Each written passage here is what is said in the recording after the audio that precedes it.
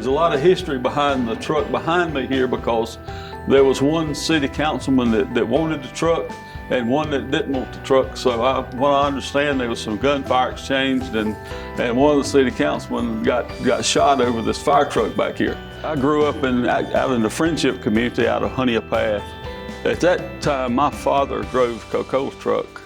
And I didn't have a driver's license even at that time. I was in the car with Jimmy going to the fire. Randy got started in fire service in Honea Path. His mother and my mother ran a business together. My start in the fire service was, it's all Chief Smith's fault. And I got in Friendship and volunteered at Friendship for several years, all through high school, until I moved over to the Ebenezer community. Stayed there a few years. I was chief at Ebenezer for a couple, 3 years, and officers.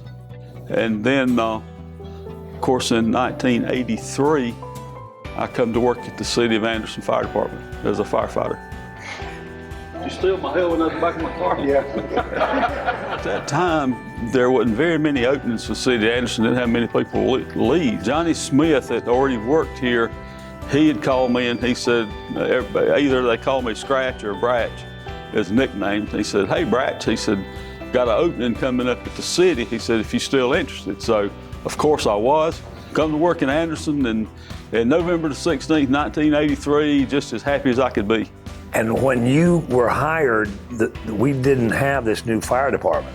No, sir. We was down on Main Street on the very, very limited space. We had trucks stacked in. And of course, trucks had gotten bigger and we barely had enough room. We had to pull them out in Main Street every morning to check them and wash them.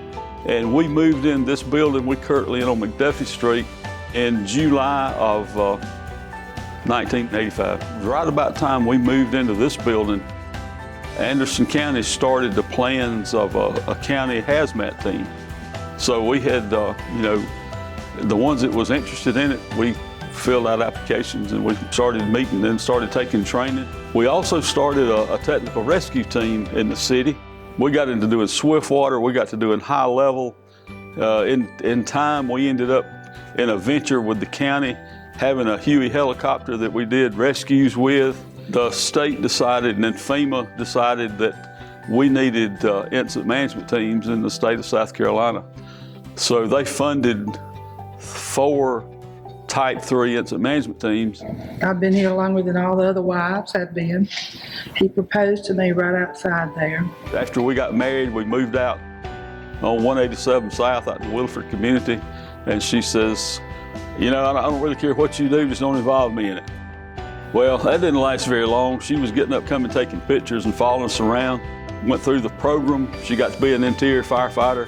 She can drive the trucks. She was very instrumental in starting our medical responder program out at Williford and spearheaded that, and it's been going strong ever since. So she's really been a big part of my career. Anderson County is one of the largest volunteer fire systems in the country. Now in Anderson County, we're looking at probably around 900 volunteer firefighters. We missed a lot of volunteers at one point because OSHA and the state decided that we couldn't have volunteers younger than 18 years old. So we missed an era of volunteer firefighters because once a person gets 18 years old, they're interested in most anything else besides fighting fire. So we've got back now, we're out recruiting and we're getting some good volunteers out of school, and we're just out in the community, talking. Word of mouth goes a long way in recruiting a volunteer firefighter. In leaving after your tenure with the Anderson City Fire Department, because you've been here 38 years and you've been chief 5 years, what's your attitude in leaving, Randy? I've been here 38 years and I'm 63 years old. I still enjoy it. And I want to leave while I still enjoy it, because I think the 5 years that I've been chief, we've made some good accomplishments. We've achieved a Class 1 ISO rating, which is the best you can do. We've made a lot of changes, a lot of improvements. And now it's time for a younger person to come on that's going to be here another 10 years or 5 years and continue on with where I'm leaving off. And because the city's growing, and I think it's time for a new person to come in and continue on.